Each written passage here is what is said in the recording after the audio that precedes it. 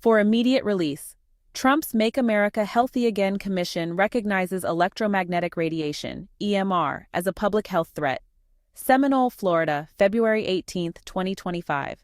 In a landmark move, the White House has confirmed that President Donald J. Trump's Make America Healthy Again Commission has initiated its first round of inquiries and scheduled expert testimonies for March 2025, further solidifying the official recognition of electromagnetic radiation, EMR, as a potential contributor to America's chronic disease epidemic. This recognition follows the President's executive order signed on February 13, 2025. For the first time in U.S. history, EMR has been explicitly named in a federal investigation into America's worsening chronic disease crisis, with a particular focus on its effects on children. This groundbreaking acknowledgement aligns with decades of independent research, much of which has been championed by RF Safe founder John Coates. Electromagnetic radiation and America's health crisis. Under Section 4A of the executive order, the Commission is directed to investigate EMR alongside other toxic agents and government policies that could be contributing to childhood chronic diseases such as autism spectrum disorder, asthma, autoimmune disorders, and ADHD. John Coates, founder of RF Safe, notes, "For decades, the government has ignored the overwhelming evidence that non-thermal exposure to wireless radiation affects biological systems. The FCC, which has no medical expertise, set fraudulent guidelines in 1996 that disregarded research showing DNA damage and biological harm. Research ignored by the FCC in 1996 includes CTIA's $25 million study. Commissioned by the wireless industry itself, it provided evidence of biological harm. Dr. Henry Lai in the 1990s demonstrated that low-level EMR exposure can cause DNA damage.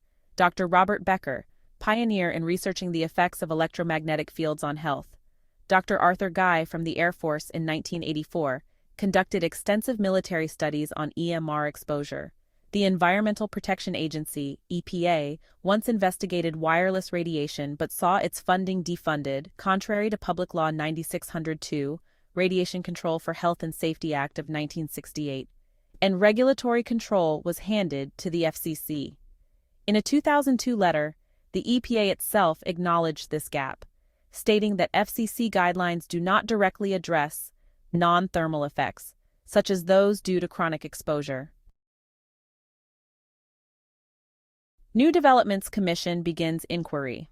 On February 17, 2025, the Commission released a statement detailing its upcoming schedule, which includes expert testimony from independent scientists who have studied non-thermal EMR effects, a review of key studies such as the National Toxicology Program (NTP) report indicating clear evidence of cancer risk, public comment sessions allowing community members and advocacy groups like RF Safe to share data on local towers and potential health impacts. This initial inquiry underscores the Commission's dedication to examining EMR as a serious public health concern, potentially paving the way for new science-based safety guidelines. Key findings that challenge conventional RF exposure thinking. First, the 4-hour effect.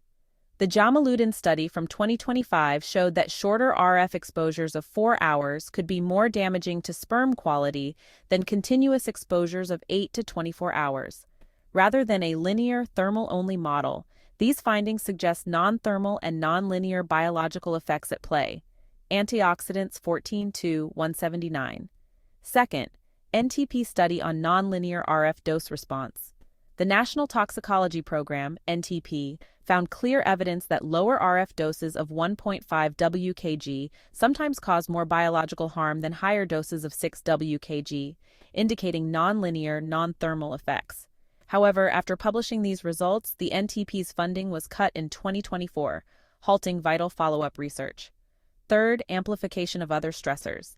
Vaccines, chemical toxins, and dietary factors all stress the body. Yet continuous EMR exposure can destabilize cellular processes, making it harder for cells to reset. Thus, additional environmental insults may lead to permanent neurodevelopmental derailments, rather than a simple one-cause, one-effect scenario. RFK Jr. and the legal victory that proved FCC guidelines are inadequate. In 2021, Robert F. Kennedy Jr. and the Environmental Health Trust won a landmark case against the FCC.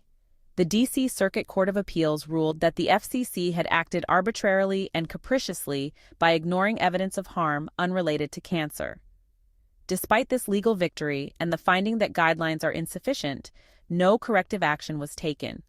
When the NTP later confirmed a cancer risk, its research was defunded, another apparent violation of Public Law 9062.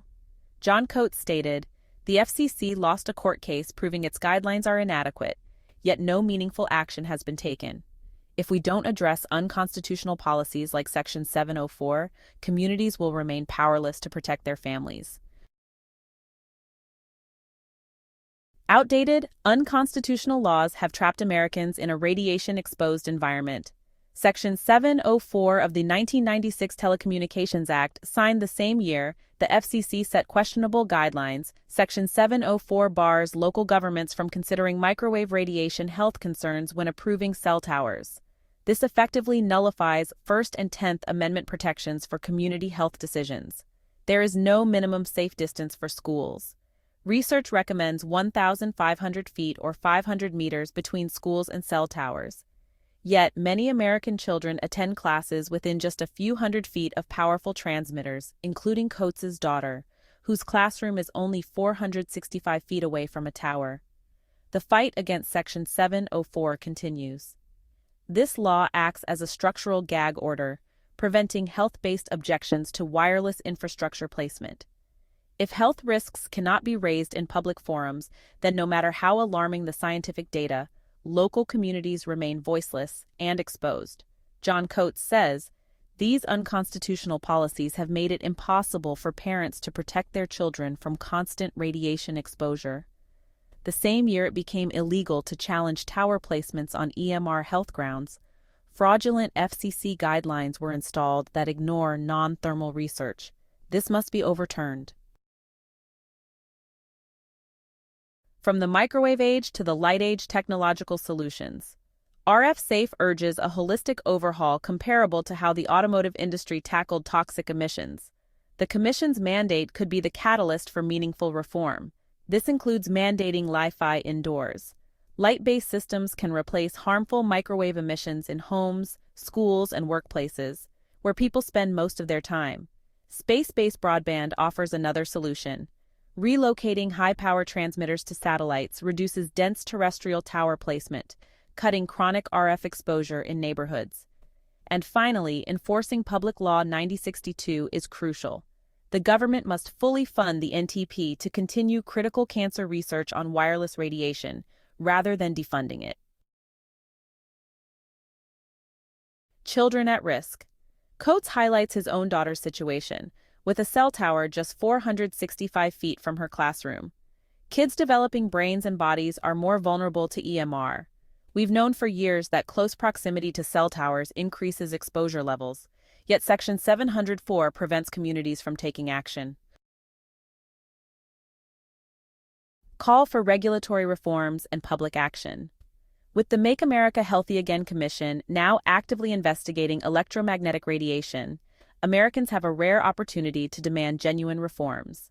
RF Safe proposes repeal Section 704 of the 1996 Telecommunications Act, restore the right to challenge cell tower placement based on electromagnetic radiation health concerns, update FCC guidelines, recognize non-thermal effects and the overwhelming research indicating biological harm, embrace safer wireless alternatives. From Li-Fi to well-managed space-based broadband, reduce toxic microwave emissions at the source.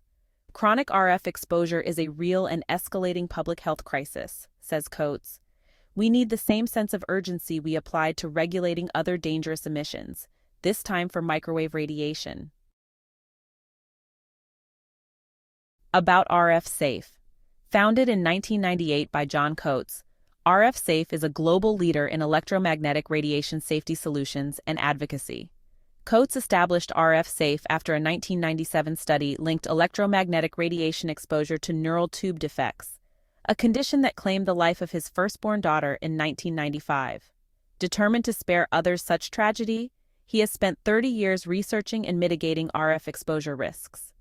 RF Safe is known for open-source, research-backed solutions that reduce wireless exposure. The world's largest smartphone SAR comparison database with color-coded results, showing the radiation emission levels of thousands of devices. Innovations that move us from the microwave age to the light age. Coates' Li-Fi system with biodefense mode eliminates harmful microwave emissions, providing higher data speeds than traditional Wi-Fi, radiation-free indoor connectivity, and bioelectric integrity protection through carefully managed UV light disinfection. Only by repealing Section 704 can we restore scientific debate, protect our children, and fully usher in the light age where technology and biology harmonize, Coates asserts.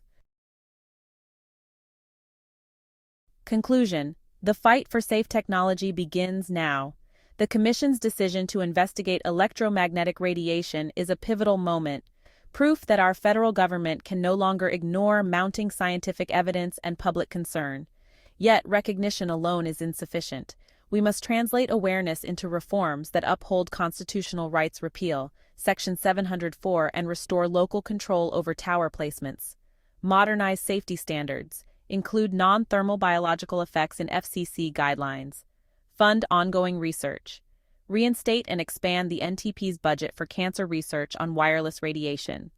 As Coates warns, unless we address the unconstitutional legal scaffolding under the Telecommunications Act, no amount of new research or technology will solve the public health crisis we face.